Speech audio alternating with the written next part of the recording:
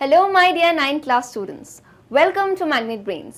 इस वीडियो में हम देखेंगे क्लास 9 बायोलॉजी का चैप्टर नेचुरल रिसोर्सेज के मल्टीपल चॉइस क्वेश्चंस। अब इन क्वेश्चंस में है हम लेवल्ड अप। कैसे? हम देखेंगे इंटरमीडिएट लेवल के questions. This is Palak Rakhiyani, your biology teacher from Magnet Brains, जहां आपको मिलती है 100% free of cost education. So let's start.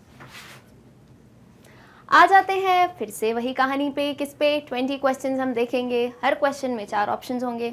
Obvious है, एक सही होगा, बाकी 3 गलत होंगे।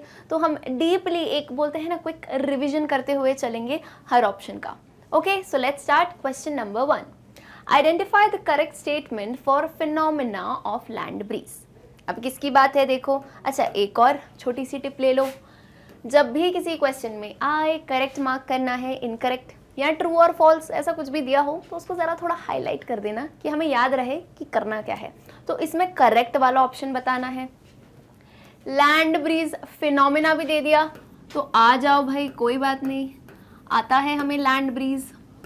अब लैंड ब्रीज, ब्रीज से इतना समझ रहे हो, हवा की बात है। हवा यानी जो विंड बहती है उसकी बात है। इसी बेस पे हमने 2 फिनोमेना पढ़े थे। एक था सी ब्रीज। सी ब्रीज कब हो रहा था? दिन में। लैंड ब्रीज कब हो रहा है? रात में। तो इसको समझने के लिए हमें ज़रा सी ब्रीज भी देखना पड़ेगा। क्यों मैम? तो वो क्यों का जवाब 2 मिनट बाद या 4 मिनट बाद मिल जाएगा। देखो क्या होता है ड्यूरिंग डे, डे की जब हम बात करें, डे यानी दिन के टाइम, यहाँ लैंड है, बिल्कुल ध्यान से सुनना, दोनों कॉन्सेप्ट एक साथ समझ आ जाएंगे। यहाँ सी है या कोई भी वाटर बॉडी है, क्लियर। अब क्या हो रहा है? सूर्य देव की रोशनी पड़ रही है, विच मीन सोलर रेडिएशंस आ रही हैं, हीट पड़ रही है, दोनों गर्म हो रहे हैं। कौन दोनों? लैंड और सी। लेकिन मैंने क्या कहा है? लैंड विनर है। विनर क्यों है? क्योंकि ये गर्म भी पहले होता है और आगे देखोगे कि ये ठंडा भी पहले होता है। मैम पहले किससे पहले? अरे सी से पहले। कंपेयर करोगे 2 चीज़ को तभी तो कहूंगी कि ये पहला आया। कब आया ये फर्स्ट? जब कंपेयर कर रहे हैं, यानी सी के कंपैरिजन में। देखो गर्म तो दोनों ही होंगे, लेकिन कंपैरिजन में लैंड जल्दी, इट हीट्स फास्टर देन सी या वाटर। तो क्या होता है, ध्यान से सुनना, जब ये गर्म हो गया पहले सी से तो क्या हुआ, यहाँ हॉट हो गया, गरम गरम हॉट हॉट हो गया, तो ये जो है एयर उठ के ऊपर जाएगी। गर्म हवा का काम क्या होता है?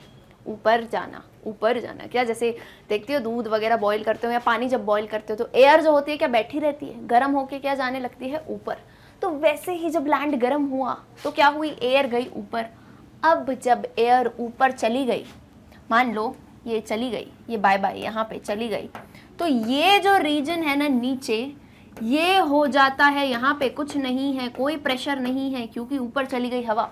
तो this region will be of low pressure. Relate करते हुए चलना, हमें नहीं रटना है, हमें समझना है। क्या बोला?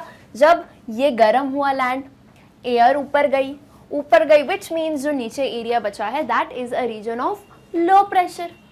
ये किसकी कहानी? लैंड की कहानी। अब आ जाओ सी की कहानी पे।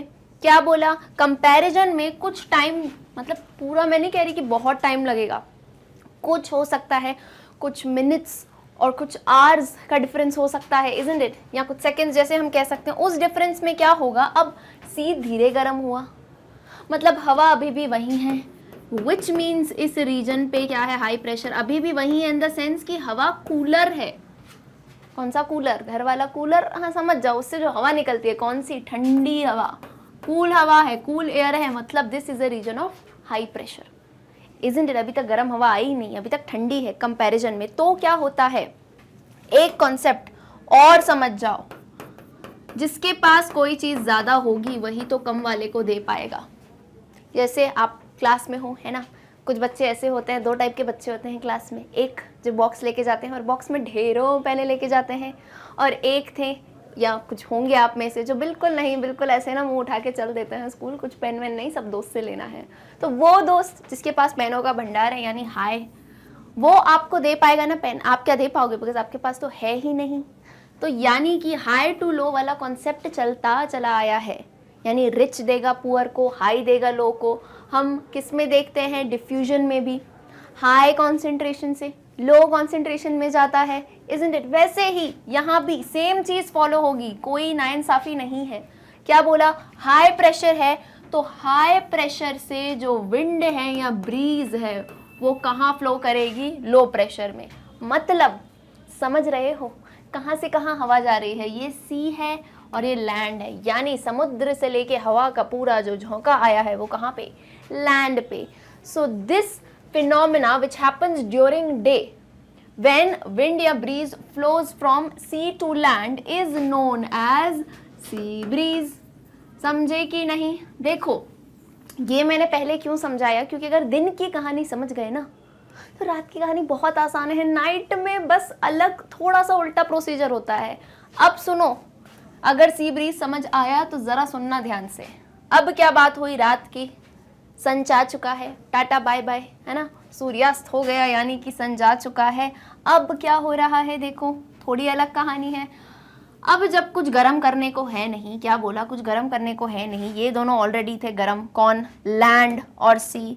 तो अब बात होगी कूल करने की। और ये कब की बात है मैम? डे तो हटा दो, बिल्कुल सही बात है, नाइट कर दो। अब क्या हो रहा है? रात के टाइम जब सन नहीं है, ये दोनों ऑलरेडी गर्म है। अब बात आती है कूलिंग की। अब फिर से एक रेस होती है कि लैंड और सी में से कौन जल्दी ठंडा होगा। तो मैंने क्या कहा? लैंड हमारे ऑलराउंडर हैं, ये जीत रहे हैं। क्यों? बिकॉज ठंडे भी ये जल्दी होते हैं in comparison to sea. Yes, land cools faster than sea. तो अब यहाँ कहानी क्या हुई? लैंड जल्दी ठंडा हो गया। मतलब यहाँ पे जो हवा है, मैं लैंड के ऊपर की हवा की बात करूँ तो ये कैसी एयर है? कूल है in comparison to sea. Because अभी क्या बोला? पानी को गर्म होने में भी टाइम लगता है, ठंडा होने में भी टाइम लगता है। तो ठंडा होने में टाइम लग रहा है यानी कि इसके ऊपर जो हवा है ये अभी तक कैसी है? वार्म है, गर्म है। ऊपर हवा वार्म है यानी नीचे क्या हुआ? Area of low pressure. कैसा एरिया हो गया? Low pressure. समझ आया कि नहीं? गर्म हवा थी, गई ये ऊपर, बोलो मैं तो जा रही हूँ बाय, तो ये गई, तो यानी क्या हुआ? नीचे लो प्रेशर।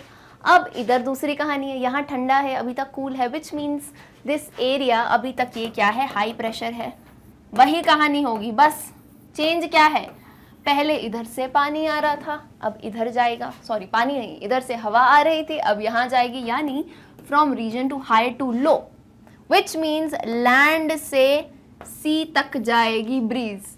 तो very obvious, if breeze flows from land to sea, it is known as land breeze. कितना सिंपल हो गया, देखो कितना सिंपल। क्यों? क्योंकि दो फिनोमिना हमने एक ही में पढ़ लिए। डे वाला पढ़ा तो नाइट वाला समझ आ गया। समझ आया कि नहीं? अच्छा, एक और कंफ्यूजन अगर नहीं होना तो जो नाम है ना लैंड और सी, उसी से याद रख लो। अगर सी ब्रीज की बात है तो समझो हवा सी से चली, और अगर लैंड ब्रीज की बात है तो समझो हवा लैंड से चली। आसान है याद रखना। अब अगर ये बहुत ही अच्छे से फिट बैठ गया हो दिमाग में तो आ जाओ क्वेश्चन पे। क्वेश्चन में क्या ऑप्शंस दिए हैं देखो। किस पे पूछा है? पहली बात तो लैंड ब्रीज पे। First option says it occurs during day. क्या बात है? अभी मैंने कहा जब लैंड की कहानी है, क्या देखा? इतने बड़े बड़े में मैंने लिखा है मार्क करके, नाइट, रात में होता है, और यहाँ लिखा है डे में। तुम बोलो सॉरी, यू आर रॉन्ग। अब आ जाओ ऑप्शन नंबर बी पे, air moves from sea to land. मैंने क्या कहा? इजी वे होगा याद रखने का, जिसका भी नाम हो वहां से हवा चलेगी, विच मीन्स अगर लैंड लिखा है तो लैंड से हवा चलेगी, लैंड टू सी। पर यहाँ इन्होंने उल्टा लिखा है, सी टू लैंड, तो sorry again, option B is incorrect. अब आ जाओ ऑप्शन सी पे, air above water is warmer than air above land. क्या बोला? एयर अबव वाटर, पानी पे जो हवा है वो वार्मर है, गर्म है, किसके कंपैरिजन में? लैंड के। तो यार सही बात बोल रहे हो। अभी हमने सी या वाटर लिखा है, यहाँ गर्म हवा है, वार्म है, और यहाँ कूल हवा है, विच मीन्स कि चलो अब तो आपने सही बात कर दी ऑप्शन सी तक, which means option C is the correct answer. D तो होगा ही नहीं बोल रहे हैं, बोथ बी एंड सी, तो नहीं, सिर्फ C option is correct answer. Let's just check it. Okay, we are good to go. I hope समझ आया हो क्वेश्चन 1। अब आ जाओ क्वेश्चन 2 पे। क्वेश्चन 2 क्या कह रहा है? Organisms like lichens are very sensitive to the levels of dash. चलिए इनकी कहानी हम देखते हैं, बहुत ही मज़ेदार कहानी है। व्हेन आई से लाइकन्स, तो ये एक एसोसिएशन है। किसका एसोसिएशन? एक फंगस का और एक एल्गी का। कौन? लाइकन। एसोसिएशन है, इन दोनों से मिलके बना है, ये मिलके रहते हैं, उस एसोसिएशन को हम कहते हैं लाइकन। अब अगर याद आया हो, जब भी पॉल्यूशन की बात आती है तो वहाँ इनका नाम भी आता है। क्यों आता है? बिकॉज लाइकन्स को याद रखो कि ये होते हैं बहुत ही पॉल्यूशन फ्री प्रेमी, यानी इन्हें गंदगी नहीं पसंद।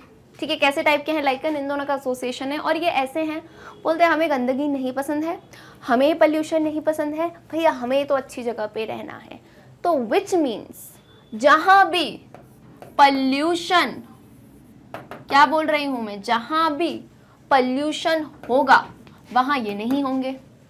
रिलेशन समझे कितना बेसिक है, जहां भी पॉल्यूशन होगा वहां ये नहीं होंगे। विच मीन्स अगर पॉल्यूशन आपको इंडिकेट करना है किसी एरिया में तो आप इनसे कर सकते हैं, क्योंकि वैसे लाइकन्स ऑलमोस्ट हर जगह मिलते हैं, मोस्टली जगहों पे, और अगर जहां नहीं मिले तो जाहिर सी बात है यहाँ पॉल्यूशन हुआ है। अब इस कॉन्सेप्ट पे इनकी इस ही जो फीचर है उस पे इन्हें कह दिया गया है पॉल्यूशन इंडिकेटर। कौन सा इंडिकेटर? एक तो वो गाड़ी में देते हो, वो इंडिकेटर क्यों देते हो कि लेफ्ट लेना है या राइट लेना है, इजंट इट। अब कुछ लोग हाथ भी देते हैं, ऐसे ऐसे हाथ भी चलता है इंडिया में, है ना। तो बिल्कुल पॉल्यूशन इंडिकेटर, यानी हम क्या कहना चाह रहे हैं, भैया हमको राइट लेना है। तो वैसे ही लाइकन क्या हो गए? इंडिकेटर किसके? पॉल्यूशन के, कि मैं जहाँ हूँ वहाँ पॉल्यूशन नहीं है, और अगर मैं यहाँ नहीं हूँ तो भैया बहुत पॉल्यूशन है। Pollution indicator. अब ये इंडिकेट कैसे करते हैं?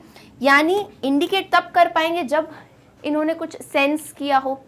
कुछ लोग होते हैं ना कि हमने यहाँ पे सेंस कर लिया कि ये चीज़ है या बहुत ही नेगेटिव वाइब्स आ रही है तो हम चले जाते हैं उस जगह से। तो सेंस करना, तो वैसे ही क्या सेंस करता है लाइकन? तो सुनो, सल्फर डाइऑक्साइड SO2, SO2 से ये होता है सेंसिटिव। सेंसिटिव का मतलब क्या? अगर ये चीज़ इसने स्मेल कर ली तो ये समझ जाएगा कि पोल्यूशन आ गया है। किससे सेंसिटिव है? SO2। SO2 क्या है? Sulphur dioxide. डाई यानी दो ऑक्सीजन के मॉलिक्यूल्स हैं, सल्फर डाइऑक्साइड, यानी ये सेंसिटिव हो गया इससे। और अगर पोल्यूशन में हमें पता है, क्या बोला है मैंने, CO2 मिलेगा आपको, कार्बन के ऑक्साइड्स हैं, सल्फर और नाइट्रोजन के ऑक्साइड्स होते हैं, तो सल्फर का ये जो डाइऑक्साइड है इससे सेंसिटिव है कौन? लाइकन। तो लाइकन जहाँ नहीं होगा तो हम समझ गए पोल्यूशन है, विच means it is a pollution indicator. अब ज़रा ऑप्शन पे आइए। ऑप्शन क्या कह रहा है? Organisms like lichens are very sensitive to the levels of CO2, carbon dioxide, sulphur dioxide, carbon monoxide, methane. तो इसमें से क्या नाम लिया मैंने? Sulphur dioxide. और इन सब के फॉर्मूला क्या है? बिल्कुल आने चाहिए, है ना। अब 9th क्लास में आ गए हो, बड़े हो गए हो, तो इन सब के फॉर्मूलाज पता होने चाहिए, क्या लिखते हैं हम। तो विच मीन्स SO2 बताया मैंने, option B is the correct answer. किससे सेंसिटिव है लाइकन? SO2 के कॉन्सेंट्रेशन से। मतलब इसका कॉन्सेंट्रेशन बढ़ा तो ये समझ गए कि मेरे जाने का टाइम आ गया है इस जगह से। Okay, let's check the answer. Yes, आ जाओ क्वेश्चन नंबर 3 पे। क्वेश्चन नंबर 3 क्या कहता है? Let's read it. Rhizobium bacterium is a common example of which of the following groups of bacteria? क्या बोल रहे हैं? राइजोबियम। राइजोबियम को याद करो, कैसे याद करोगे? अब नाइट्रोजन की बात आ रही है, मतलब किसकी बात हो रही है? नाइट्रोजन साइकिल की। कौन सी cycle? Nitrogen cycle, the very important cycle. इस साइकिल में 6 प्रोसेसेस होती हैं। तो पहली प्रोसेस पे आ जाओ जरा। पहली प्रोसेस काय की है? फिक्सेशन की है। किसका फिक्सेशन मैम? कौन टूट गया? टूट नहीं गया किसी को, हमें वाटर सॉल्युबल बनाना है। किसे? N2 को। देखो, जो नाइट्रोजन एटमॉस्फेयर में रहता है वो N2 के फॉर्म में रहता है। N2 as in diatomic form, ये 2 एटम्स दिख रहे हैं। अब प्लांट होते हैं, हमारे बेबीज होते हैं। प्लांट क्या है? प्लांट कहता है हम ना इन्हें डायरेक्ट नहीं एब्जॉर्ब कर सकते, प्लीज़ मुझे पानी में घोल के दे दो। यानी जो बेबीज बच्चे होते हैं छोटे छोटे, वो मेडिसिन नहीं खाते डायरेक्ट, तो उन्हें क्या करते हैं? पानी में घोल के दे देते हैं। वैसे ही प्लांट्स है, इन्होंने कहा कि प्लीज़ इन्हें ना वाटर सॉल्युबल कंपाउंड्स में बना दीजिए ज़रा, ताकि जो है हम एब्जॉर्ब करें। Water soluble compounds as an आप नाइट्राइट्स ले लो, नाइट्रेट्स ले लो, अमोनिया, ऐसे आप हमें कन्वर्ट करके दे दो। कर दोगे तो हम एब्जॉर्ब कर लेंगे और हम खाना बना पाएंगे, जो कि आप भी खाएंगे ही। ठीक है, तो ये काम हुआ। Which means the fixing of nitrogen, atmospheric nitrogen into water soluble compounds like nitrite, nitrates and so on is known as fixation. अब fixation में भी अलग अलग टाइप की fixation थी. पहली fixation हम देखते हैं कौन सी. एक तो देखो atmospheric है, एक industrial है, उससे हमें कुछ लेना देना नहीं है. क्यों? बिकॉज हम किसकी बात कर रहे हैं, क्वेश्चन में देखो ना, बैक्टीरियम. बैक्टीरियम यानी क्या? Micro organism. माइक्रो ऑर्गेनिज्म मतलब लिविंग है तो बायोलॉजिकल फिक्सेशन. अब अच्छे से सुनो, बायोलॉजिकल फिक्सेशन में क्या होता है. इसमें अलग अलग टाइप के बैक्टीरियाज यूज होते हैं. अलग अलग टाइप में एक दो होते हैं फ्री लिविंग जिन्हें हमने देखा है. फ्री लिविंग बैक्टीरिया कौन है? एसी क्या होता है? पिछला जिसने देखा वीडियो पता है मैम. एसी, अजोटोबैक्टर अलग अलग हैं दोनों, बट ये है कि हम याद करने के लिए देखते हैं. और एक है क्लॉस्ट्रीडियम. क्लियर हुआ कि नहीं? एसी कौन हुआ? एजोटोबैक्टर. यहाँ एजोटोबैक्टर है, यहाँ क्लॉस्ट्रीडियम है. ठीक है, ये दोनों क्या है? Free living. फ्री लिविंग से जो समझ रहे हो ना, सही समझ रहे हो, इंडिपेंडेंट, आज़ाद पंछी. इनको कोई नहीं चाहिए, किसी के साथ में नहीं है, ये अकेले रहते हैं. अकेले रह के क्या कर रहे हैं?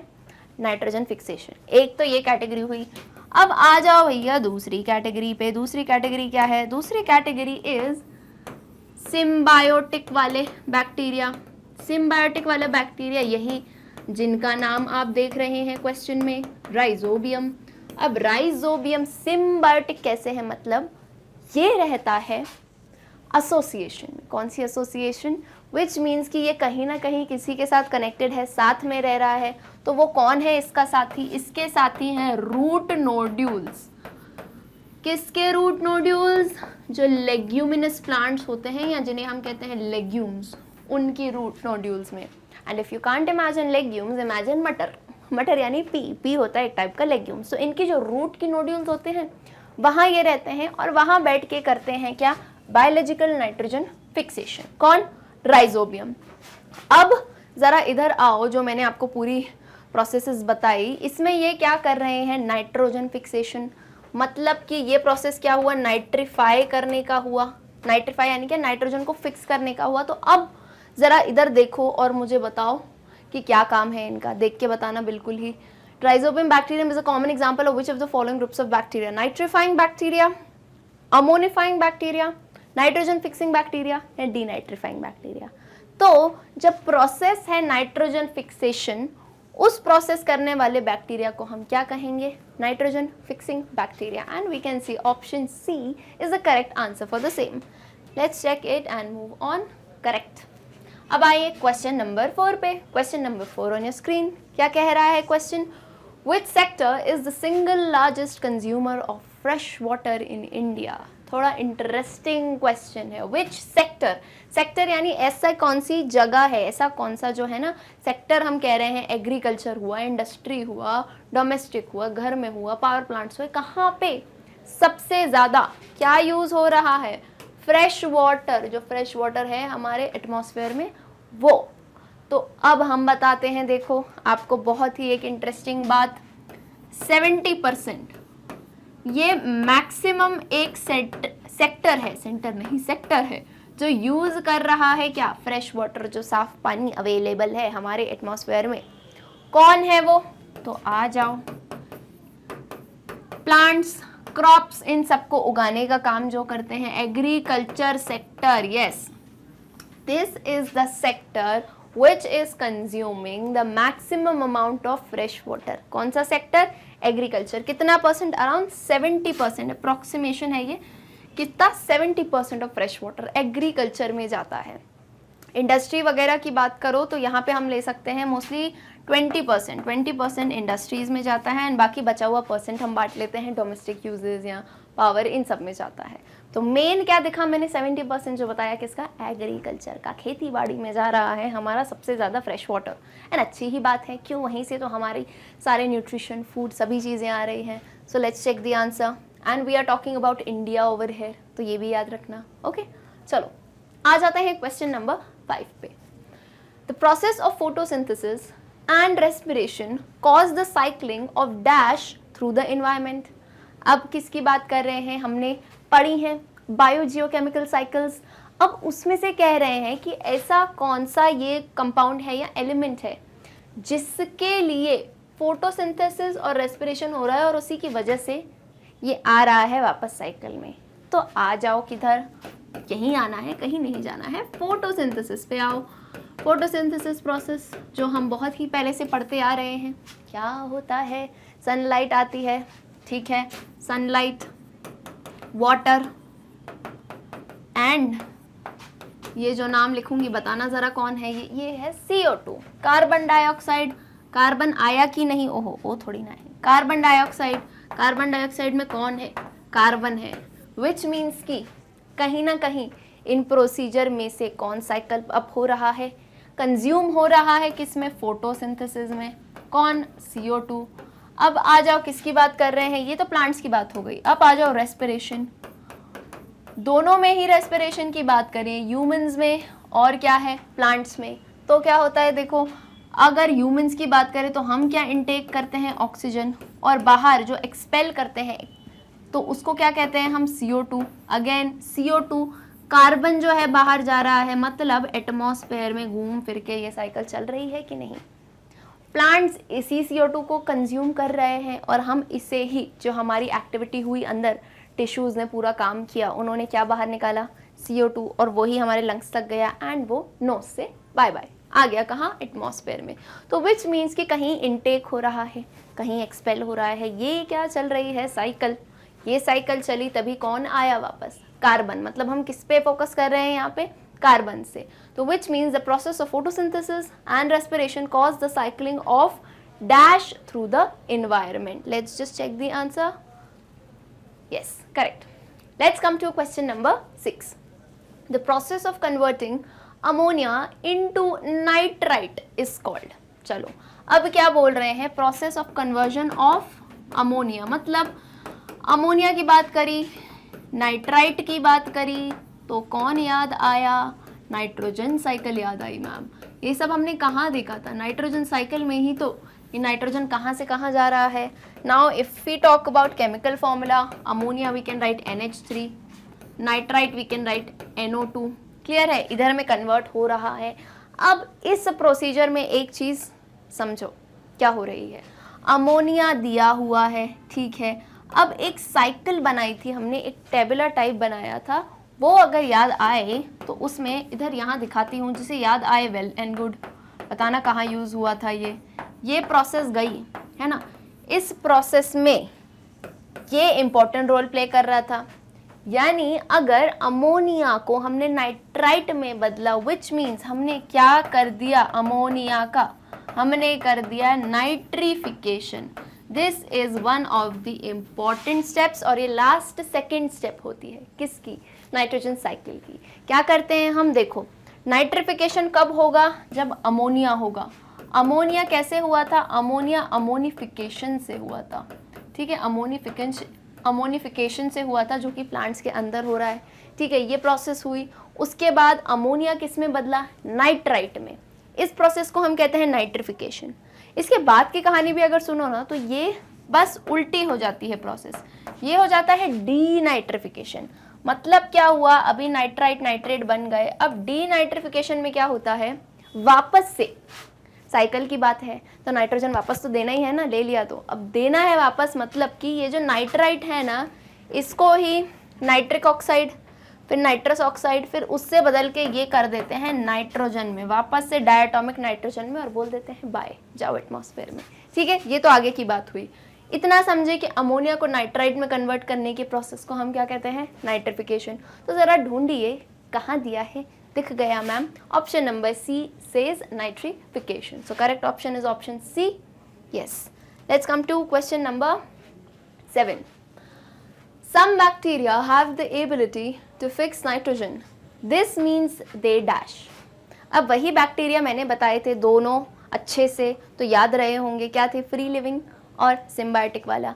अब इन बैक्टीरिया में क्या कैपेबिलिटी है, कहना चाह रहे हैं फिक्स करने की। अगेन बोला कुछ टूटा नहीं है, फिक्स यानी N2 को किस में बदलना है, वाटर सॉल्युबल कंपाउंड्स, जैसे एग्जांपल भी दे दिए थे हमने नाइट्राइट्स और नाइट्रेट्स में।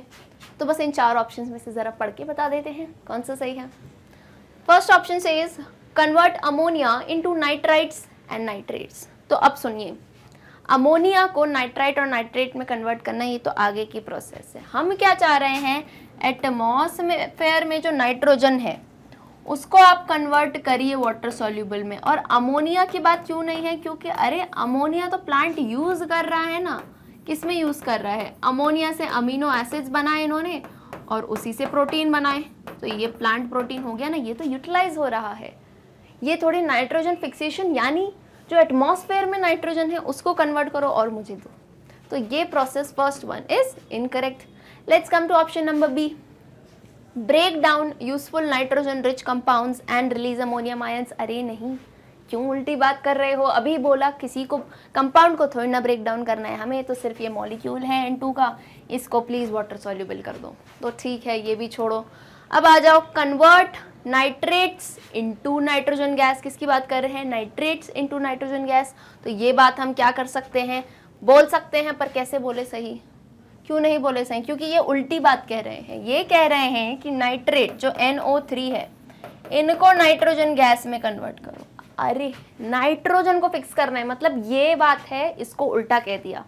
ये कह रहे हैं नाइट्रेट को नाइट्रोजन में करो N2 में, तो प्लांट तो फिर भी एब्जॉर्ब नहीं कर पाएगा, तो छोड़ दो, यानी तीसरी कहानी भी गलत। अब लास्ट देख लेते हैं, convert atmospheric nitrogen gas into biologically useful forms of nitrogen. बोल दो थैंक यू, सही बात बोली, यानी एटमॉस्फेयर में जो नाइट्रोजन है उसको कन्वर्ट करना। मैंने क्या कहा था, जो यूजफुल हो, अब उसमें से कोई भी वाटर सॉल्युबल फॉर्म जो प्लांट को यूजफुल हो उसमें अगर कन्वर्ट करो तभी कहते हैं उसे नाइट्रोजन को फिक्स करना, विच means option D is the correct option. पूरा एक बार क्वेश्चन पढ़ के ऑप्शन देखते हैं। Some bacteria have the ability to fix nitrogen. This means they convert atmospheric nitrogen gas into biologically useful forms of nitrogen. Clear है? Check कर लेते हैं। Yes, correct. Question number 8. Question number 8 says the conversion of nitrates to nitrogen gas by bacteria is called. अभी लग रहा होगा कि ma'am इतनी ज़्यादा बात क्यों कर रहे हैं नाइट्रोजन साइकिल की, तो पढ़ाते टाइम भी कहा है, अभी भी कह रही हूँ, नाइट्रोजन साइकिल बहुत ही इम्पॉर्टेंट है। इसमें मल्टीपल प्रोसेसेस हैं, हर प्रोसेस का है एक नाम है, तो ज़रा उसको याद करते चलें। अब इस प्रोसेस में क्या कर रहे हैं, कन्वर्जन ऑफ नाइट्रेट्स। नाइट्रेट्स बोला है, व्हेन आई से नाइट्रेट्स, तो कैसे याद करो, NO3 याद क्या करो, उसका फॉर्मूला ही होता है वो, है ना, नाइट्रेट्स है यानी NO3। अब किस में बोल रहे हैं, to nitrogen gas by bacteria, to nitrogen gas, nitrogen gas. तो अभी जो थोड़ा सा पीछे हमने बात करी थी वो बात थी उल्टी वाली, यानी N2 को नाइट्रेट में, अब बोल रहे हैं कि वापस नाइट्रेट N2 में कर दो। मतलब ये लग रहा है कि ये लास्ट स्टेप होगी। लास्ट स्टेप क्यों, क्योंकि यूज कर लिया और उसको बोलना है बाय, अब जाओ, अब आप जा सकते हैं वापस एयर में। क्यों, ताकि हमारी साइकिल पूरी हो, which means this must be the last step of nitrogen cycle. वापस से नाइट्रेट को N2 में कर रहे हैं। और लास्ट साइकिल पीछे थोड़ा सा मैंने एक चीज़ बता दी थी आगे की, तो उसका सेंस था, क्यों, क्योंकि दैट इज़ बेसिकली डीनाइट्रिफिकेशन की प्रोसेस। पहले नाइट्रिफिकेशन किया, अब ये DED आ जाए मतलब उसका उल्टा करना, तो उसको बाय बाय करना है, यानी नाइट्रेट है नाइट्राइट है उनको बोल दिया वापस N2 डायटोमिक फॉर्म में कन्वर्ट हो जाओ। अब आ जाओ, देख लो क्या लिखा है, इस प्रोसेस का नाम डीनाइट्रिफिकेशन। डोरा दी एक्सप्लोरा बन गई मैं, बताओ ढूंढ के, तो बोलो मैम दिख रहा है a option, denitrification. So let's check it. Yes, correct. Let's move on to question number 9। Question number 9 क्या है, select, study the given representation of nitrogen cycle and select the correct option. कुछ नहीं है, एक simple सी cycle दी है, again nitrogen cycle, छोड़ेंगे नहीं, बिल्कुल इतना अच्छे से रट लेंगे ना हम नाइट्रोजन साइकिल, फिक्स हो जाएगा दिमाग में कि ऑप्शन हम बाद में अच्छे से टिक कर पाएंगे। अब करेक्ट ऑप्शन, पहले तो इसको मैं मार्क कर लेती हूँ, है ना, क्योंकि सिर्फ आपकी बात नहीं है, मैं खुद भूल जाती हूँ कि करेक्ट करना है या इनकरेक्ट, तो उसको हाईलाइट कर लो, यानी करेक्ट ऑप्शन बताना है। अब इधर आइए साइकिल पे, साइकिल में देख रहे हो कुछ प्रोसेसेस दी हैं, और क्या दिया है, हमारे मिस्टर X, मिस्टर Y और मिस Z ले लेते हैं। चलो, तो क्या है, एटमॉस्फेरिक नाइट्रोजन से पहले शुरुआत करो, क्यों, क्योंकि एटमॉस्फेयर की तो बात है, वहीं से तो गाड़ी चालू हुई थी। अब एटमॉस्फेरिक जो नाइट्रोजन है N2 फॉर्म में है, ये आई इधर, इसका क्या किया हमने, नाइट्रोजन फिक्सेशन। क्यों किया, प्लांट्स को चाहिए थी, ठीक है, प्लांट्स को चाहिए था water soluble form, nitrogen fixation किया।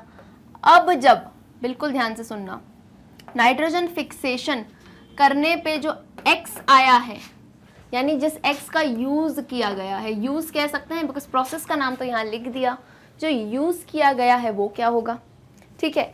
आगे आना, इस पे आते हैं हम, XYZ पे आएंगे, पहले प्रोसेस समझ लो हो क्या रहा है।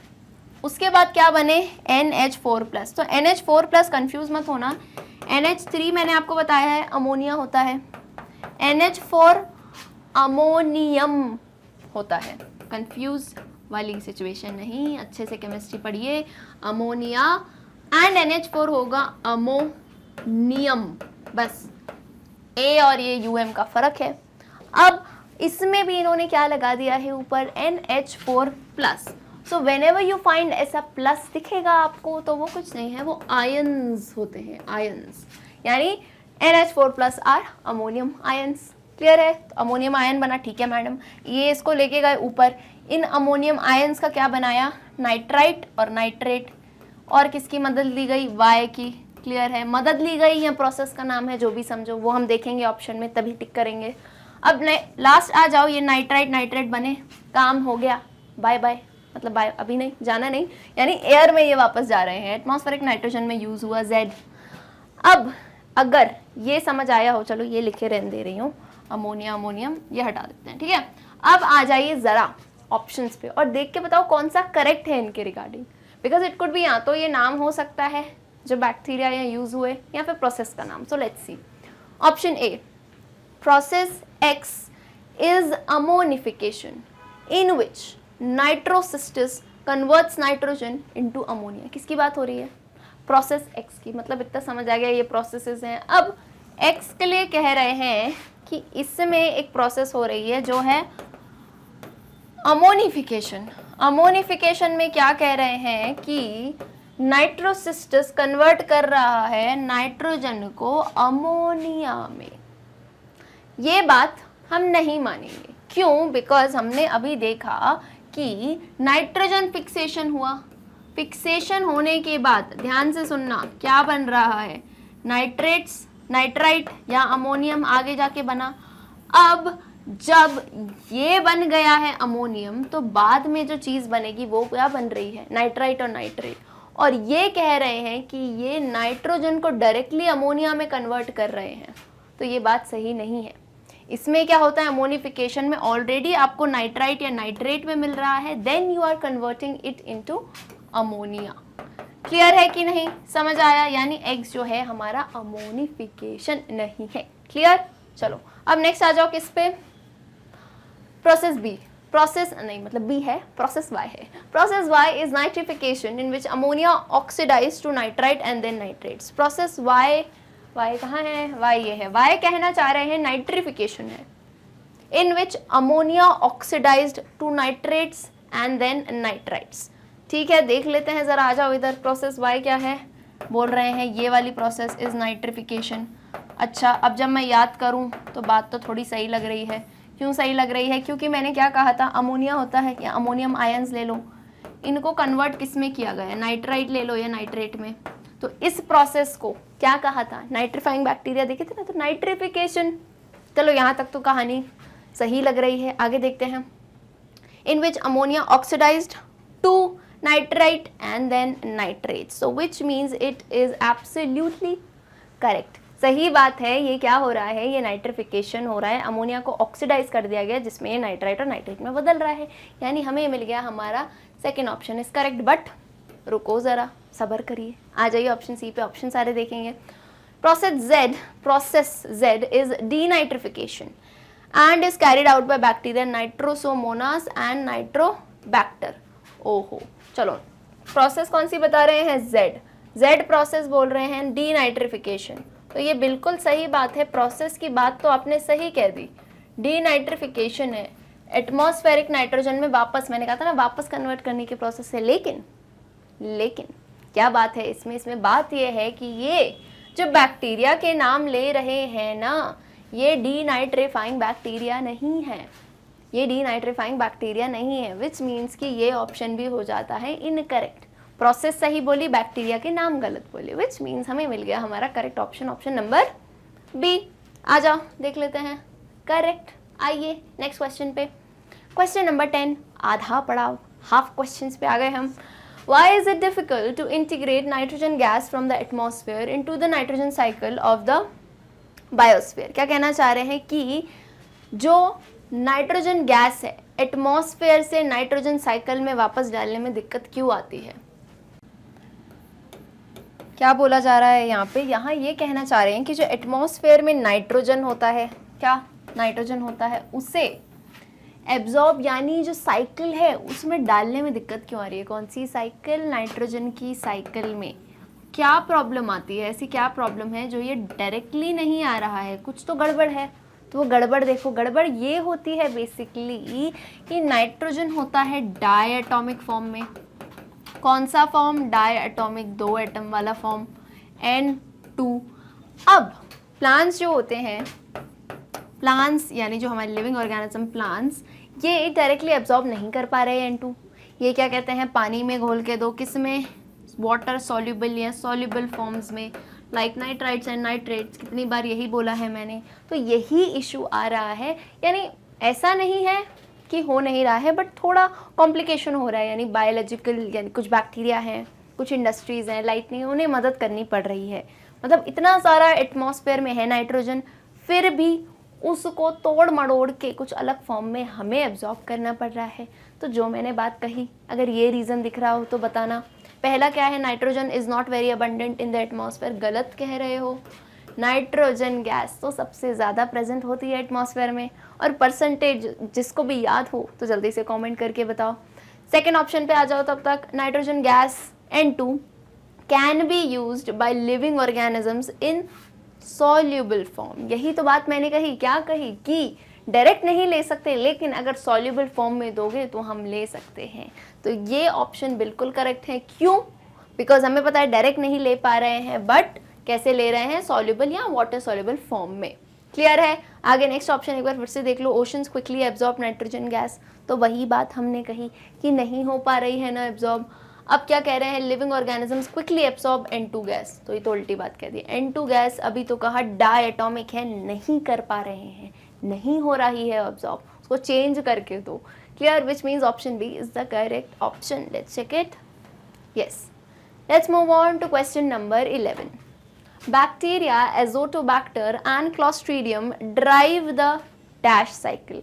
यानी ये दो बैक्टीरिया के नाम दिए हैं, और ज़रा बताइए कि ये दो बैक्टीरिया कौन सी साइकिल चलाते हैं। तो याद करिए फिर से, वेरी इंपॉर्टेंट साइकिल। ऐसा लग रहा है हमारा लेवल अप जो है नाइट्रोजन साइकिल पे घूम रहा है। बिल्कुल सही है। कौन से बैक्टीरिया, ए सी बैक्टीरिया याद आ रहे हैं कि नहीं? लर्न करने का तरीका बताया था। ए सी बैक्टीरिया, ए कौन, एजोटोबैक्टर जो दिया है यहाँ पे बिल्कुल। सी क्या है, क्लोस्ट्रीडियम है। कैसे हैं ये, पहले इनका नेचर जान लो। कैसे हैं ये दोनों, फ्री लिविंग हैं, अच्छे तो हैं ही, बट कैसे हैं, free living bacteria. Free living यानी क्या, आज़ाद, किसी के साथ नहीं रहते एसोसिएशन में, अकेले रहते हैं। अकेले रह के क्या करते हैं, एक प्रोसीजर करते हैं, नाइट्रोजन फिक्सेशन। नाइट्रोजन फिक्सेशन की बात है, यानी एटमॉस्फेरिक नाइट्रोजन को कन्वर्ट करते हैं सॉल्युबल फॉर्म। यानी कौन यूज़ हो रहा है, किसकी बात हो रही है, कौन सा एलिमेंट है, नाइट्रोजन। मैम नाइट्रोजन में काम आते हैं ये दोनों। तो यहाँ हमें ऑप्शन में दिख रहा है option B, nitrogen cycle, which means bacteria, Azotobacter and clostridium drive the dash, that is nitrogen cycle. Correct. आ जाओ क्वेश्चन नंबर 12 पे। Pollutant which reduces oxygen carrying capacity of haemoglobin leading to suffocation और death is. अब किसकी बात कर रहे हैं, पॉल्यूशन। कौन सा पॉल्यूशन? अब जब मैं पॉल्यूशन की बात करूं और यहाँ पे ये सारी चीज़ें दिख रही हैं, तो इतना याद कर लेना, एयर पॉल्यूशन की बात है, इज़न्ट इट? किसकी बात है, एयर पॉल्यूशन, इज़न्ट इट? अब इनमें से ऐसा कौन सा पॉल्यूशन है जो हीमोग्लोबिन की ऑक्सीजन कैरिंग कैपेसिटी को कम करता है? तो इसके लिए पहले ये जानिए ज़रा, हीमोग्लोबिन कौन है? हीमोग्लोबिन कहाँ मिलता है मैम? ब्लड में। ब्लड का जो लाल रंग है, red colour, it's just because of this protein haemoglobin. अब हीमोग्लोबिन क्या करता है, देखो लंग्स में, ये लंग्स की कहानी है। लंग्स में जो है हीमोग्लोबिन कंबाइन करता है ऑक्सीजन के साथ। यही ऑक्सीजन जो हमने ब्रीथ किया वो क्या करता है, लंग्स में हीमोग्लोबिन जो है ब्लड का, वो ऑक्सीजन के साथ कंबाइन करता है। बोला आओ मिल लो, हाथ पकड़ लेता है। एंड जब इन्होंने हाथ पकड़ा तो उसे हम क्या कहेंगे, ऑक्सी हीमोग्लोबिन। अब इसका इंपॉर्टेंस क्या है, ये जो ऑक्सी हीमोग्लोबिन है यही हमारी पूरी बॉडी में जाएगा, सभी टिश्यूज़ में जाएगा और उन्हें ऑक्सीजन देके आएगा कि लीजिए काम कीजिए। ये जितनी भी एक्टिविटीज़ हम कर पा रहे हैं, जो एनर्जी यूटिलाइज कर पा रहे हैं, ये इन्हीं की वजह से है। अब इफ़ ये ऑक्सी हीमोग्लोबिन मतलब ये हाथ पकड़ने की जो कैपेसिटी है वो कम हो जाएगी। हाथ कब नहीं पकड़ पाओगे, दो लोग हो, हाथ कब नहीं पकड़ोगे, अगर किसी दूसरे इंसान का हाथ तीसरे ने पकड़ लिया, मतलब जिसका हाथ आप पकड़ने वाले थे वो किसी और ने आगे पकड़ लिया, तो क्या होगा, जगह ही नहीं बचेगी। क्या हाथ पकड़े, दो ही तो होते हैं। तो फिर विच मीन्स कि वैसा ही होता है इस केस में। ऑक्सीजन की जगह, क्या बोला मैंने, ऑक्सीजन की जगह ऐसा कोई दूसरा आ जाता है एलिमेंट जो कि किसका हाथ पकड़ लेता है, हीमोग्लोबिन का। किसका, हीमोग्लोबिन का, जो हाथ पकड़ लेता है।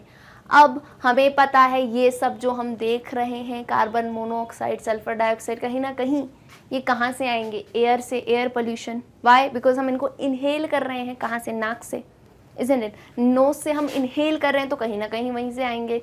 अब ये कौन से प्रेजेंट रहेंगे, जो इवन जिसके थ्रू, समझना क्लियर क्या कहना चाह रहे हैं, सफोकेशन हो सकता है ह्यूमन बींग्स को। क्या बोला है, सफोकेशन हो सकता है and even leading to what, death.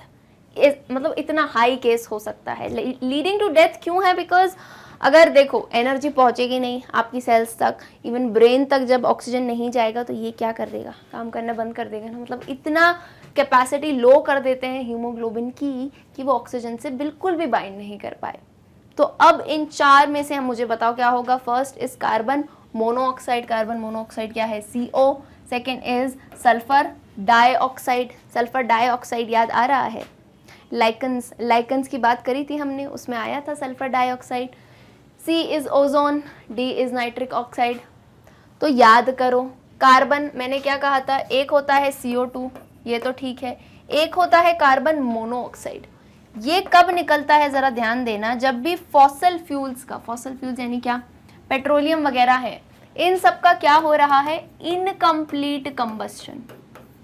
क्या बोला मैंने, फॉसल फ्यूल्स का हो रहा है, क्या हो रहा है, इनकम्प्लीट। एक तो कंबस्शन होता है, बर्निंग जो नॉर्मली होती है, तो CO2 वगैरह निकलते हैं। लेकिन अगर जैसे गाड़ी वाड़ी ख़राब है ना, बनवा नहीं रहे हो, सर्विसिंग नहीं हो रही, ख़राब हो गया प्रोसीजर उसका, तो इनकम्प्लीट अंदर से पूरी तरह से बर्न नहीं होता है। और जब नहीं होता है तो निकलती है ये very harmful and poisonous gas, that is carbon monoxide. तो ये एक हो गई। अब सल्फर डाइऑक्साइड की भी कहानी बोलूँ तो मैंने क्या बोला, जो भी एमिशन निकलते हैं व्हीकल से, काफ़ी प्रपोर्शन इन सब के होते हैं।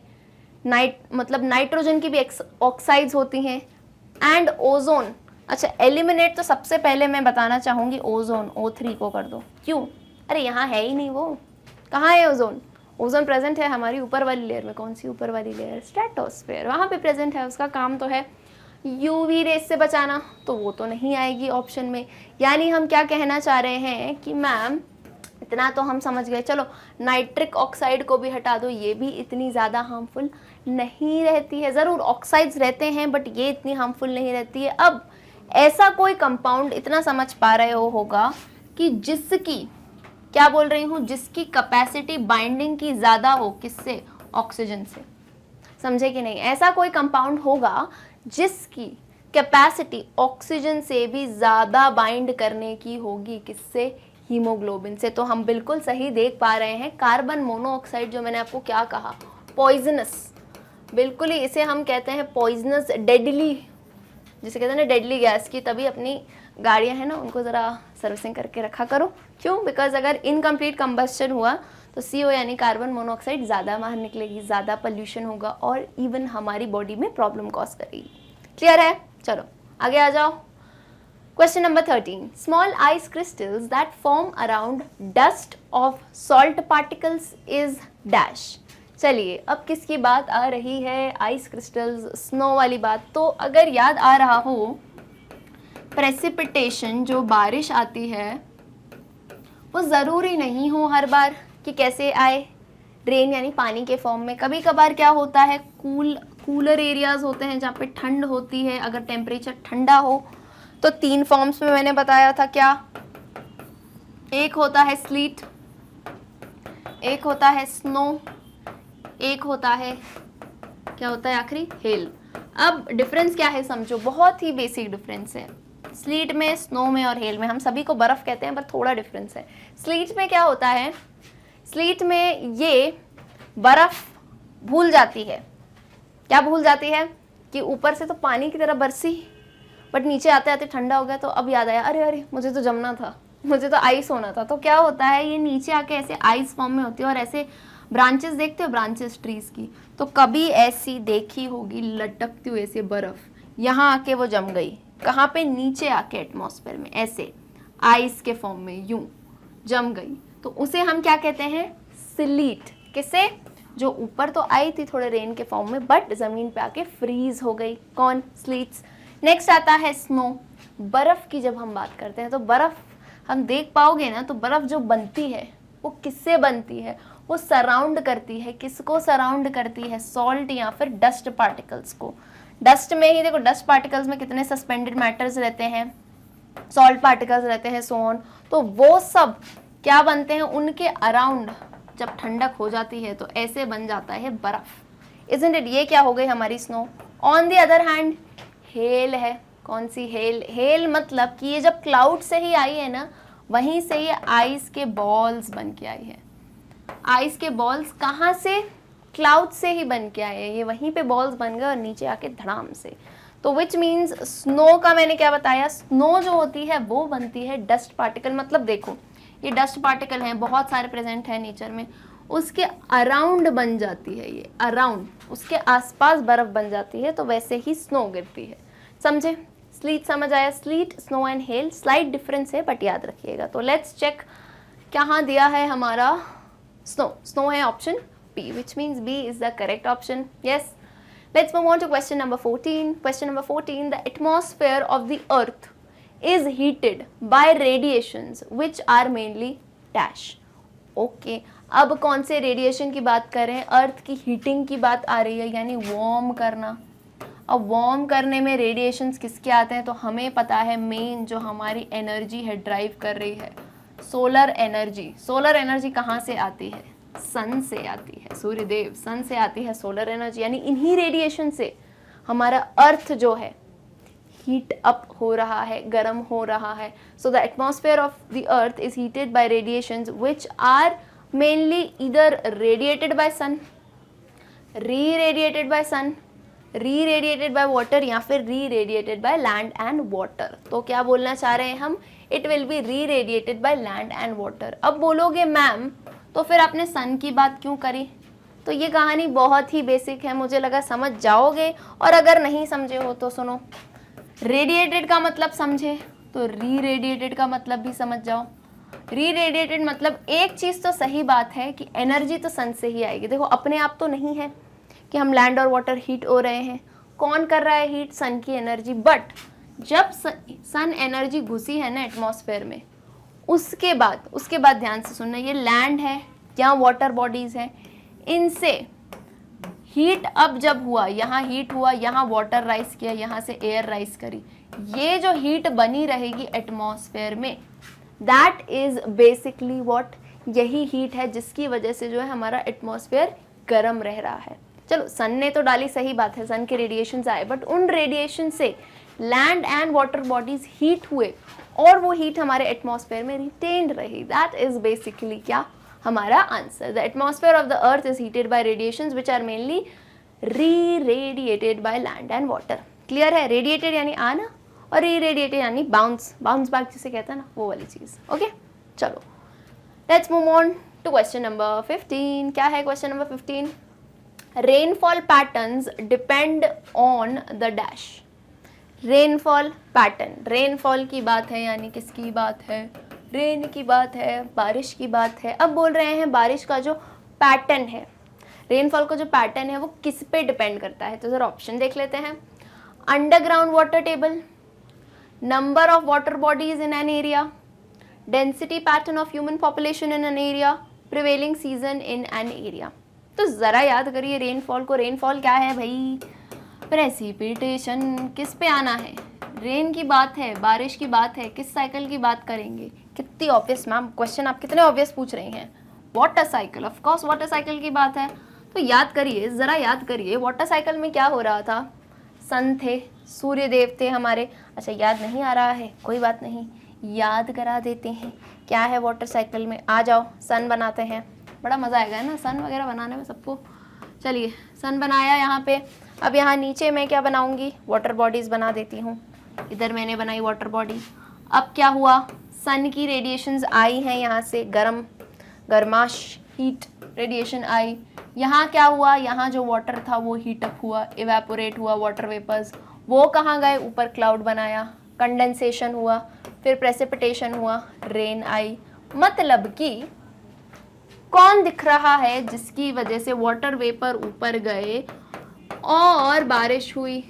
भाई बारिश कब होगी, जब वाटर वेपर ऊपर जाएंगे ना, गर्मी आएगी, गर्मी के बाद ही तो बारिश होती है, गर्मी के मौसम के बाद बरसात आती है ना। क्यों आती है, बिकॉज हमें पता है हीट अप हुई वाटर बॉडीज, वाटर वेपर ऊपर गए, कंडेंस हुए, प्रेसिपिटेशन यानी बारिश हुई, विच मीन्स कि कहीं ना कहीं it is being depending upon water bodies, जहाँ सी, समुद्र, ओशन ये सब प्रेजेंट हो। तो लेट्स चेक ऑप्शन में कहाँ कही गई है ये बात। तो इफ आई सी, यहाँ मुझे बी ऑप्शन करेक्ट दिख रहा है। क्या लिखा है इसमें, number of water bodies in an area. Question फिर से देखो, rainfall pattern depend on the number of water bodies in an area. Very very true, जितनी ज़्यादा वाटर बॉडीज उतना ज़्यादा एवेपोरेशन, उतनी ज़्यादा बरसात। क्लियर है, let's check it and we are good to go. Question number 16, क्या है question number 16, one of the following processes is not a step involved in the water cycle operating in nature. Again water cycle की बात है, तो बोल रहे हैं इन चारों में से कोई ऐसी स्टेप है। अगेन नॉट को हाईलाइट करो, क्योंकि अगर पहली स्टेप देखोगे एवेपोरेशन तो बिल्कुल टिक लगाओगे, अरे ये तो होती है, अरे पर नहीं होने वाली बतानी है, नॉट अ स्टेप। तो इसके लिए क्या पता होना चाहिए, स्टेप्स पता होनी चाहिए। तो चलो मेरा काम आसान हो गया ना, यही बना हुआ है। तो क्या बोला, अगर लिक्विड चेंज हो रहा है, लिक्विड वाटर चेंज हो रहा है वाटर वेपर में, दैट प्रोसेस इज, इधर लिख देते हैं एक साइड में है ना, दैट प्रोसेस इज इवेपोरेशन। तो एक प्रोसेस तो ये हो गई, आई कि नहीं समझ आ गई ना। चलो बोले मैम हाँ तो हमने कहा, आपने सुना कैसे, अरे स्टूडेंट्स हो मेरे, मैं सुन पाऊंगी बिल्कुल क्या कहना चाह रहे हो, है ना। इवेपोरेशन हुआ। सेकेंड प्रोसेस क्या हुई, जो हमारा पानी था यानी जो वाटर वेपर थे, पानी तो नहीं, वाटर वेपर थे, गैस थे, किस में बदले, लिक्विड में बदले। उस प्रोसेस को हम क्या कहेंगे, very important and very basic, condensation. ठीक है, दो प्रोसेस तो हो गई मैम, तीसरी भी है क्या, तो तीसरी बिल्कुल है। थर्ड प्रोसेस में क्या हुआ, टिप टिप पानी तो बरसा, बारिश हुई, विच मीन्स रेनफॉल हुई, that is known as precipitation.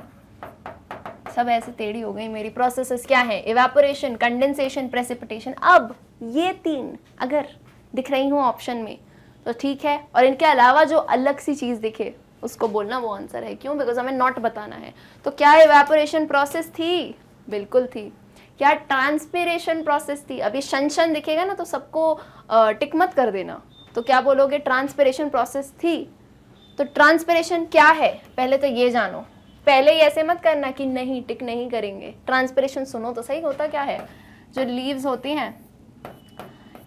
हैं प्लांट्स की, इनका जो स्टोमेटा होता है उसमें जो गार्ड सेल्स होती हैं, स्टोमेटा समझ जाओ, स्टोमेटल ओपनिंग होती है। अब स्टोमेटल जो ओपनिंग है या स्टोमेटा है, इसका काम क्या है, एक तो है गैसियस एक्सचेंज का, गैसियस एक्सचेंज यानी कि क्या, गैसियस एक्सचेंज यानी CO2 ऑक्सीजन, इसका एक्सचेंज यहाँ से होता है। अरे कोई तो ओपनिंग होगी ना, तो ये स्टोमेटा की जो गार्ड सेल्स हैं ये खुलते हैं, बंद होते हैं, गैसियस एक्सचेंज। अब एक और प्रोसीजर होता है जिसका नाम है ट्रांसपिरेशन। ट्रांसपिरेशन में क्या होता है, जो लीव्स की स्टोमेटल सेल्स है ना, इनके थ्रू हो रहा है वाटर लॉस, पानी बाहर निकलता है। और ये क्यों होता है, तो ये भी सुनो, इधर ड्यू टू एक्सेसिव हीटिंग बहुत ज़्यादा गर्मी है और ये स्टोमेटल पोर जैसे गैसेस एक्सचेंज के लिए भी खुलते हैं तो पानी बाहर निकलता है। और इफ़ अगर प्लांट में बहुत एक्सेस पानी हो, एक्सेस ऑफ वाटर हो, वो भी बाहर निकल जाता है किससे? ट्रांसपिरेशन से। मतलब क्या निकल रहा है बाहर?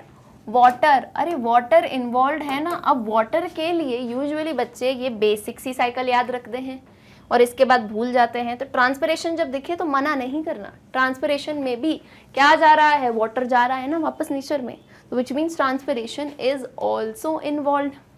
क्लियर। नेक्स्ट आओ प्रेसिपिटेशन। अभी देखा बारिश हुई। तो लास्ट क्या है? फोटोसिंथेसिस। गलत है पर आंसर यही है, मतलब हमें बताना है which is not involve. Photosynthesis में कहीं भी पानी नेचर में वापस नहीं जा रहा है। मतलब हाँ, प्लांट्स में यूज हो रहा है बिल्कुल, बट नेचर में वापस नहीं जाएगा। उस प्रोसेस में तो फूड बनेगा, इजंट इट? तो यानी कि हम क्या कह सकते हैं? Photosynthesis is the correct answer. What was the question? One of the following processes which is not a step involved in the water cycle, so that is photosynthesis. Let's check it. Yes. Let's move on to question number 17. Which of the following is not a greenhouse gas? Not. तो उसके लिए पहले जानो green house gas क्या है। Green house gas के लिए जानो ग्रीन हाउस इफेक्ट क्या है। तो इधर आ जाओ, कहानी देखो किसकी? Green house effect. अब कौन सा? ग्रीन कलर का हाउस है तो नहीं, ये इफेक्ट की पहले बात सुनो। ग्रीन हाउस इफेक्ट क्या होता है? कुछ स्टूडेंट्स को ये पढ़ते ही लगता है ग्लोबल वार्मिंग आ गई, तो नहीं। एक बात बताऊं तो ग्रीन हाउस इफेक्ट अगर नॉर्मली वर्क करे ना तो ये अच्छा है। क्यों अच्छा है? बिकॉज इस प्रोसेस से हमारे अर्थ पे हीट जो है रिटेन्ड रहती है। क्यों? जो भी गैसेस हैं जैसे CO2 है, कार्बन मोनोऑक्साइड है, मीथेन गैसेस हैं, जो भी कार्बन की मेनली गैसेस हैं, ये सब क्या करती हैं? ये कंट्रीब्यूट करती हैं अर्थ का जो एटमॉस्फेयर है, जो टेम्परेचर है, उसे बढ़ाने में। बढ़ाने इन द सेंस की हीट तो आई सन से, पर वो भगने के लिए भी जल्दी होती है। उसको आ तो जाती है, कहती है मैं जा भी रही हूँ बाय। तो उसको मेंटेन करने के लिए, रिटेन करने के लिए CO2, CO, मीथेन, ये सारी ऐसी गैसेस होती हैं जो क्या मेंटेन रखती हैं। अब जब गलत कब हो जाता है ये? जब इनका जो परसेंटेज है वो बहुत ज़्यादा बढ़ जाए। वो कैसे? ये जो पोल्यूशन हो रहे हैं इन सब से एक्सेसिवली बढ़ रहा है। अगेन किसी भी चीज़ की एक्सेस अच्छी नहीं, तो वैसे ही जब ये एक्सेस यानी बहुत ज़्यादा मात्रा में हो जाते हैं तब प्रॉब्लम आती है। मतलब पूरे ही अर्थ का टेम्परेचर बढ़ता रहता है। अभी हम मेंटेन करने की बात कर रहे थे, ये तो बढ़ रहा है, तो बढ़ने को ही ग्लोबल वार्मिंग कहते हैं। यानी ग्लोबली यानी पूरे ग्लोब का जो हमारा पूरा अर्थ है उसका बढ़ रहा है temperature, that is global warming. So in short green house effect is fine. Normally हो तो ठीक है, बट एक्सेस में ये होगा। अब ग्रीन हाउस इफेक्ट में जो गैसेस इन्वॉल्व हैं, जो टेम्परेचर बढ़ा रही हैं, तो मेनली हम कह सकते हैं कार्बन की जो भी गैसेस आपको दिखेंगी ना, carbon dioxide, carbon monoxide, methane वगैरह, ये सब गैसेस, सल्फर वाली, सल्फर के ऑक्साइड्स हो गए और नाइट्रोजन के ऑक्साइड्स, ये सब क्या होंगे? ग्रीन हाउस गैसेस होंगे। तो अब ज़रा आ जाइए इधर, यहाँ आपको क्या दिख रही हैं? कार्बन की गैसेस। तो पहले देखते ही दिखेगा कार्बन डाइऑक्साइड और मोनोऑक्साइड है, ठीक है। अब मीथेन और अमोनिया में बैठे मत रहना। बैठे क्यों नहीं में रहना? मीथेन क्या होता है? मीथेन होता है CH4। दिख गया कार्बन, तो कार्बन मॉलिक्यूल है, ये कार्बन कंपाउंड है, विच मीन्स ये इन्वॉल्व होगा। अब नॉट यानी अमोनिया, NH3 नहीं है। अभी मैंने एक वर्ड कहा, नाइट्रोजन ज़रूर कहा, पर मैंने कहा नाइट्रोजन के ऑक्साइड, मैंने ये नहीं कहा नाइट्रोजन का कोई भी कंपाउंड, सिर्फ ऑक्साइड यानी NOx। X कौन है? यहाँ पे कोई भी नंबर हो सकता है, NO2, NO3 और SOX, ये कहा मैंने। तो विच मीन्स कि अमोनिया तो NH3 है, तो ये क्या है? ये एक ग्रीन हाउस गैस नहीं है।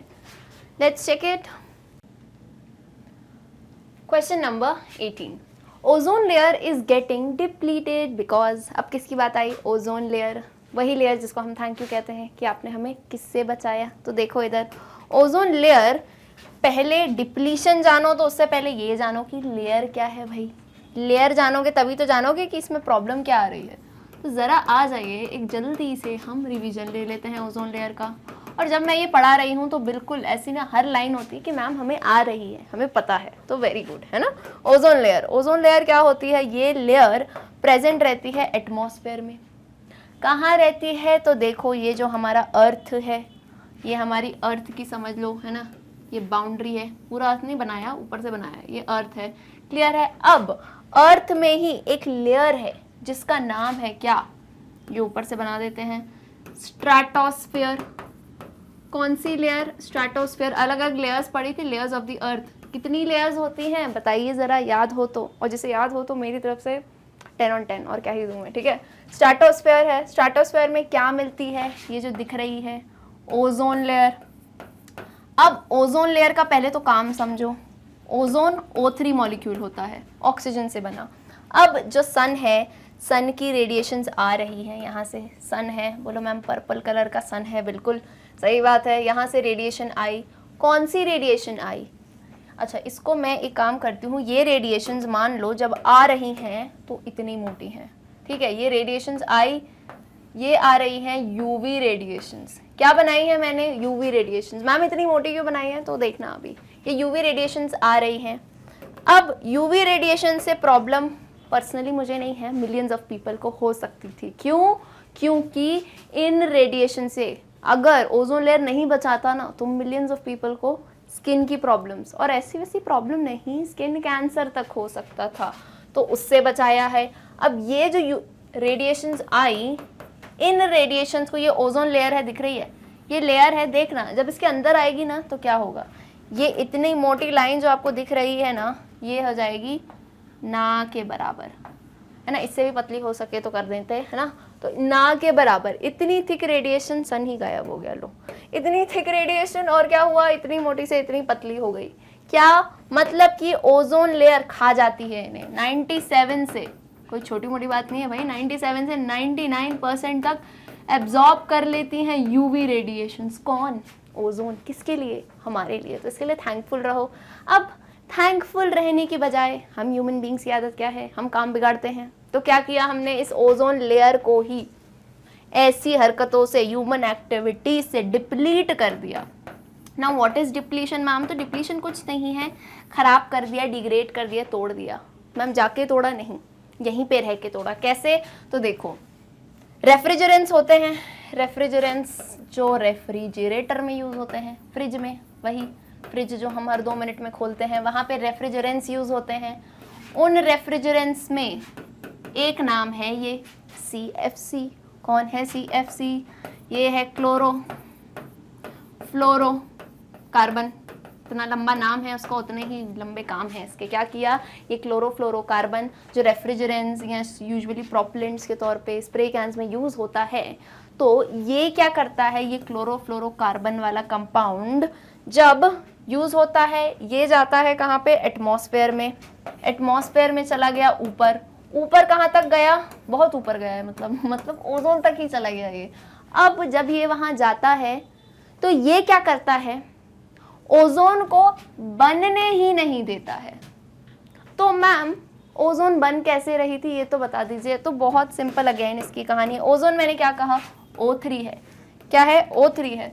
O3 है जब ये, तो इसकी कहानी बड़ी सिंपल है। कैसी कहानी है, इतना तो पता है एटमॉस्फेयर में ऑक्सीजन रहता है, O2। इतना पता है कि नहीं, बिल्कुल पता है, O2 रहता है। अब क्या होता है, O2 का जो मॉलिक्यूल है, सन की रेज है, हीट है, उसकी वजह से ब्रेक होता है, टूटता है।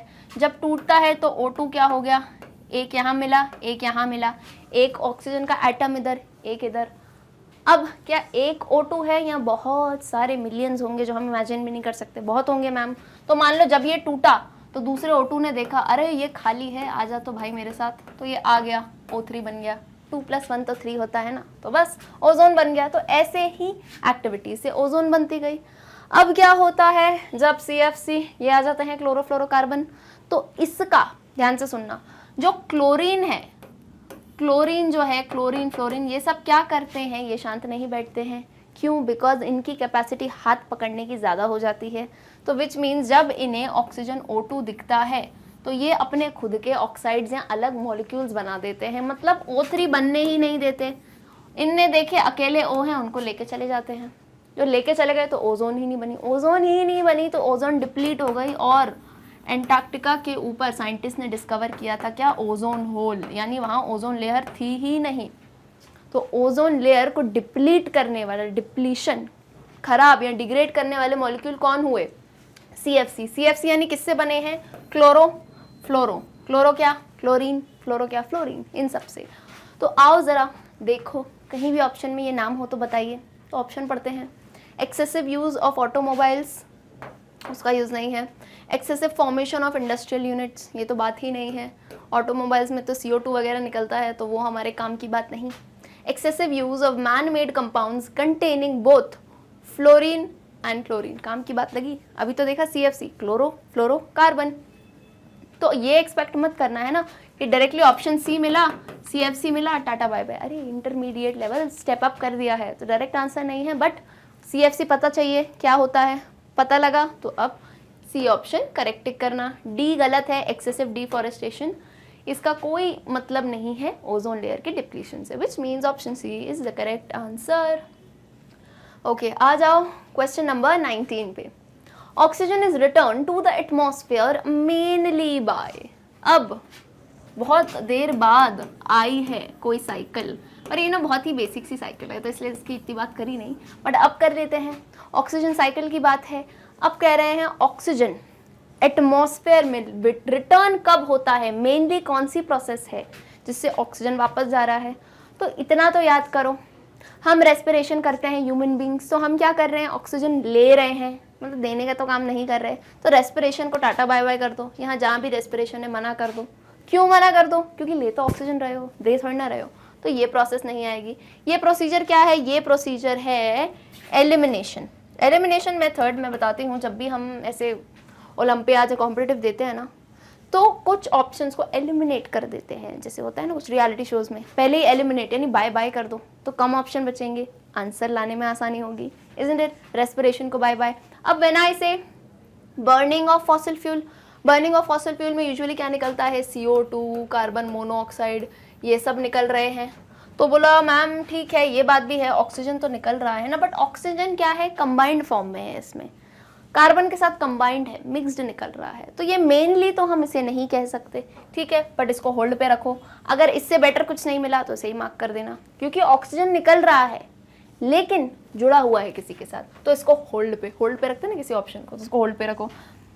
अब नेक्स्ट आ जाओ फोटोसिंथेसिस। फोटोसिंथेसिस बड़ी अच्छी सी लग रही होगी, क्यों लग रही होगी, तो मैम जब फोटोसिंथेसिस का प्रोसेस होता है तो CO2, सनलाइट, वाटर, इन सब की मदद से क्या है, और इवन क्लोरोफिल ऑफ कोर्स, उसकी मदद से जो है प्लांट खाना बनाता है और एटमॉस्फेयर में देता है हमें बहुत सारा ऑक्सीजन।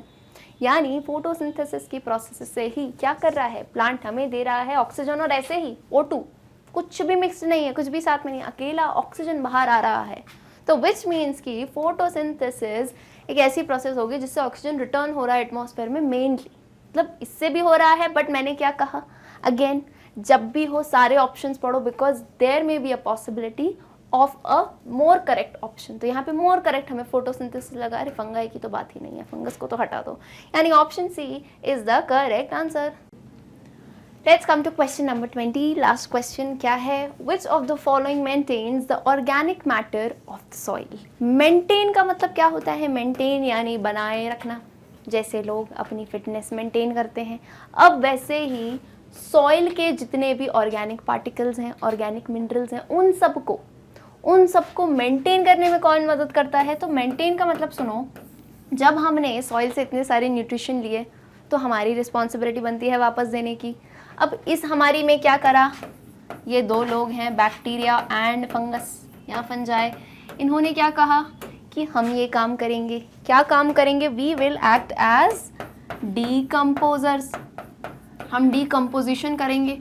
तो बोलो मैम डीकम्पोजर्स क्या है, तो जो भी डेड प्लांट्स और एनिमल्स होते हैं, मतलब इतना सारा न्यूट्रिशन हमारे अंदर है, अब जब यही डेड बॉडी बन जाएगी तो डेड बॉडी में इतने सारे ऑर्गेनिक न्यूट्रिएंट्स हैं, उसको सॉइल में वापस पहुंचाने का काम कौन करते हैं, ये दो बैक्टीरिया और फंगस। इनकी अलग अलग स्पीशीज़ होती हैं जो कि इन डेड ऑर्गेनिक मैटर पर काम करेगी और क्या करेगी, बोलेगी वापस जाओ सॉइल में, और सॉइल का जो कंटेंट है वो क्या होता है, मेंटेन यानी रिप्लेनिश होगा। अब क्या होगा, जब ये रिप्लेनिश हो गया ना, जितना कंटेंट है, फिर प्लांट उगेगा, फिर बढ़िया हम खाना खाएंगे, वो खाना खाएंगे, फिर डेड होंगे, फिर वापस से, यानी ये साइकिल चल रही है। और इस साइकिल में इंपॉर्टेंट काम या रोल किसका है, बैक्टीरिया का एंड फंगस का। Why, because they are acting as decomposer से, डीकम्पोज करके ये वापस सॉइल को, नहीं बोलते हैं ना जिसने जो दिया उसे लौटा दो, तो वैसे ही हमने वापस कर दिया। अब ज़रा ऑप्शन में देख के बताओ कहाँ दिख रहे हैं बैक्टीरिया एंड फंगस। तो ऑप्शन सी में हमें दिख रहा है बैक्टीरिया एंड फंगाई। अब पहला ऑप्शन भी बोलोगे, पहले में फंगस तो है ही लेकिन सेमी पैरासाइट्स है, पैरासाइट्स का यहाँ पे ऐसा रोल नहीं है। साइनोबैक्टीरिया ब्रूगिन एल्गी है, उसका भी कोई काम नहीं है यहाँ पे। उसका काम क्यों नहीं है? बिकॉज पैरासिटिक एनिमल्स भी इंक्लूडेड हैं, ये दो नाम दे दिए, विच मीन्स कि हम इंक्लूड कर सकते हैं बैक्टीरिया एंड फंगस को। Option C is the correct answer. Let's check it. Yes, so this was all about intermediate level के MCQ। तब तक क्या करें, तब तक जाइए हमारी वेबसाइट www.magnetbrains.com पे, सभी कोर्सेज K to 12 बिल्कुल फ्री। लेफ्ट साइड पे जाओगे ओलंपिया देखना, यहाँ पे बाकी सारे सब्जेक्ट्स के भी दिए हैं। बायोलॉजी क्लास 9 की बात करो तो सारी वीडियो सीक्वेंशली अरेंज्ड हैं, जाके देखो, सॉल्व करो, बिगनर्स लेवल भी। एंड अगर ये वीडियो पसंद आया हो तो लाइक सब्सक्राइब शेयर करना मत भूलिएगा। कमेंट में जल्दी से बताना जो भी होमवर्क मैंने दिया है। मिलते हैं हमारे नेक्स्ट वीडियो में। This is Palak Rakhiyani, your biology teacher, signing off. See you all, bye.